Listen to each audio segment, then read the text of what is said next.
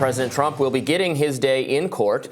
The Supreme Court announced that it would hear oral arguments on the merits of removing the former president from the ballot in Colorado and Maine. Now, initial arguments are set to begin on February 8th.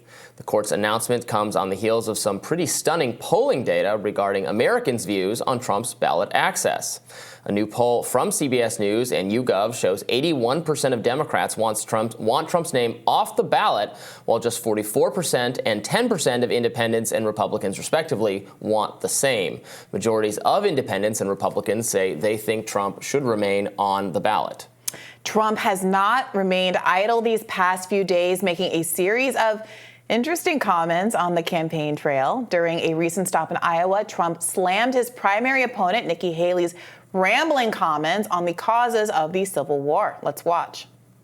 I don't want to make, because she also said, they asked her about the Civil War. Why did it start? How did it start? She didn't use the word slavery, which was interesting. I don't know that it's going to have an impact, but, I'd say slavery is sort of the obvious answer. It's supposed to about 3 paragraphs of she just talked. Nobody knew what she was saying. I love woke Trump. But to give Haley credit, Trump's answer on what should have been done to avoid the Civil War wasn't much better than hers, arguing the war should have been merely negotiated. Here's more from Iowa. Abraham Lincoln, of course, if you negotiated it, you probably wouldn't even know who Abraham Lincoln was. He would have been president, but he would have been president. He wouldn't have been the Abraham Lincoln. Would have been different, but that would have been okay. It would have been a thing that, and I know it very well. I know the whole process that they went through, and they just couldn't get along, and that would have been something that could have been negotiated. Love when Trump claims he could just magically negotiate things like the Civil War never happening. In a statement that appealed to my personal deep love of the insane clown posse, Trump mused on the nature of magnets. How do they work? Let's watch. It didn't work.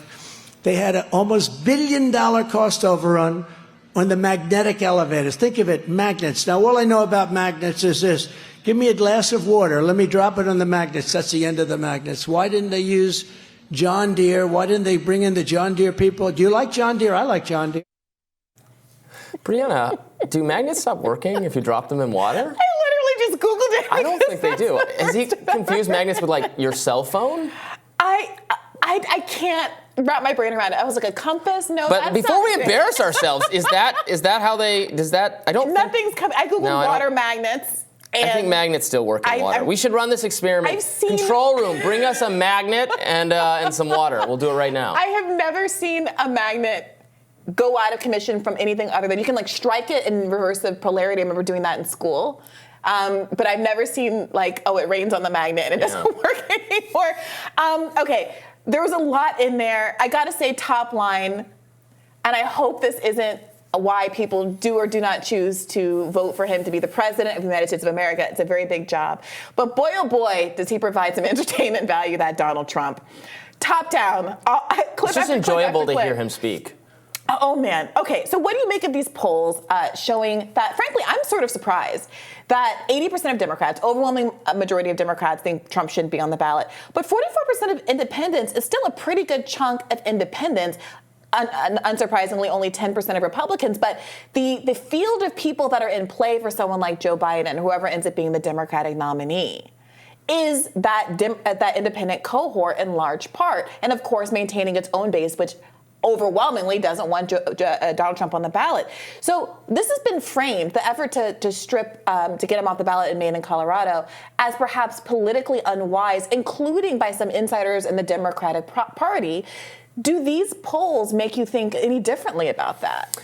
Well, I don't know that it's politically. I think it's plain old unwise. I think it's bad for our democracy. I think it's not good. I think it's dicey given it's not clear cut given what the Constitution says, and it's going to have long-lasting consequences, like everyone is going to try to disqualify their political opponents from now on. But look, we have a lot of...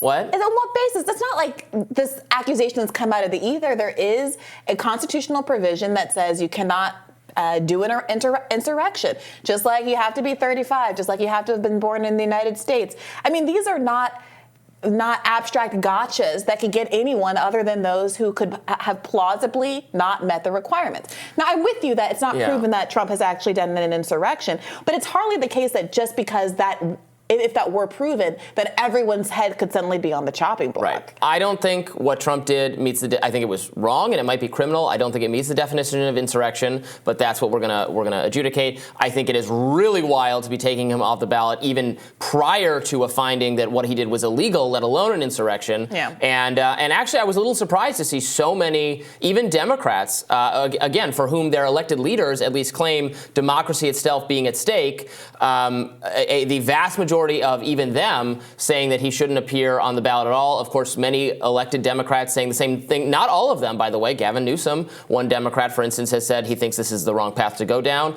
I was interested to hear from our mayor here in D.C., Muriel Bowser, who was on MSNBC over the weekend. Let's play that clip, actually. Do you think he should be barred from any ballots given his actions on January 6th? Well, I support every state taking very aggressive action to keep him off the ballot. He is undergoing, court action across America. Do you think he should be barred?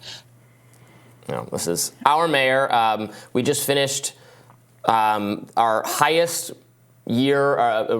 murder rate year in like 20 years in the nation's capital. So I would love if Muriel Bowser would prioritize some of those issues rather than supporting keeping Trump off the ballot everywhere. But to your point about independent voters, still a majority of them say he should be on the ballot, right? And, there's some independent voters who say they're independent voters but are reliable voters for Republicans and they're reliable voters for Democrats. The actual gettable slice is a smaller chunk. I wonder what they think about it. I don't know, Robby. You have made, I think, a really compelling argument that election denialism hurt Republicans in the midterm, and that an association with that brand of Trumpy election denialism just is a no-go for the average American. And I do wonder if this question of whether or not he should be pulled from the ballot because he arguably tried to advance an insurrection on January 6th and the weeks preceding January 6th is reminding people of that sort of ugliness that made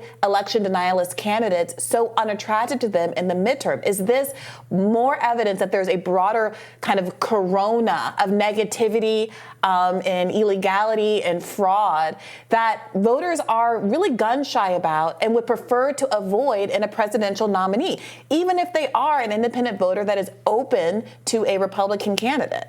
The 10% of Republicans who said that they would like to keep Trump off the ballot, I wonder, privately, that's Mitch McConnell's view. That's so many elected leaders of the Republican Party, because if he could they'd deny it to your, publicly, they would say, absolutely not. We're 100% behind Trump. This is unfair, blah, blah, blah. But the Republican Party, its leadership, wants nothing more than to wave a magic wand and have Trump disappear spectacularly without them having to do anything about it. While they can cry about it and say it's sad and it's a tragedy, it's unfair.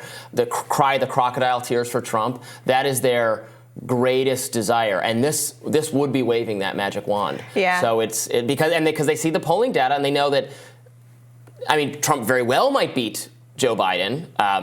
Right now, we look and it seems like he would, but Nikki Haley, who's who's been coming along and doing pretty well in a lot of polls actually versus Trump in these upcoming primary votes we're going to have, looks even more formidable against Joe Biden. And Mitch McConnell type people just want to win. Yeah, but when I look at that poll, I see how difficult it's going to be, how much of an uphill battle it is for any Trump challenger. Because you have to imagine that if you are a Republican who wants anybody other than Donald Trump, you'd be inclined to say that you also think he should be pulled from the ballot. Now, I know there's some principled people who say, even if I don't like Donald Trump, I think that this is bad for democracy. Right, but ultimately, in the grand scheme of things, there are very few people like that.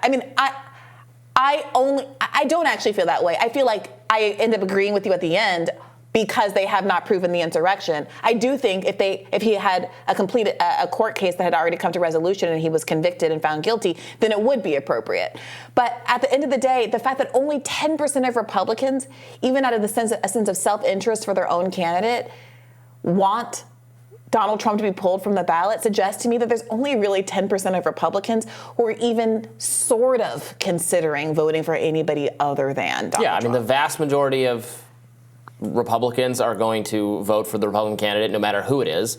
They really like Trump. Trump has a very vocal, like 40% of the whole who are just diehard for Trump. But again, if Trump died tomorrow, they would all get behind Nikki Haley or Ron DeSantis. I mean, Republicans want a Republican to be president, and Democrats want to be. We'd have to see. Maybe, I don't know. It would be some of his supporters. I think would go to. I think Trump supporters would go to Vivek to some degree. But it would be an interesting contest. But that's only going to happen again if Trump is. I mean, frankly, taking him off the ballot doesn't. He would still be. He would be involved. He would. I mean, I can't even imagine what would happen if he was. As the Supreme Court decided he was actually gone, we might see rioting in this country like January 6th was going to make that seem like nothing. Yeah. So, yeah. Well, look, let's do an informal poll in the comments here. Let us know if you are a likely Trump voter. Where would you go if he were no longer able to be on the ballot? Stick around. We have more Rising for you right after this.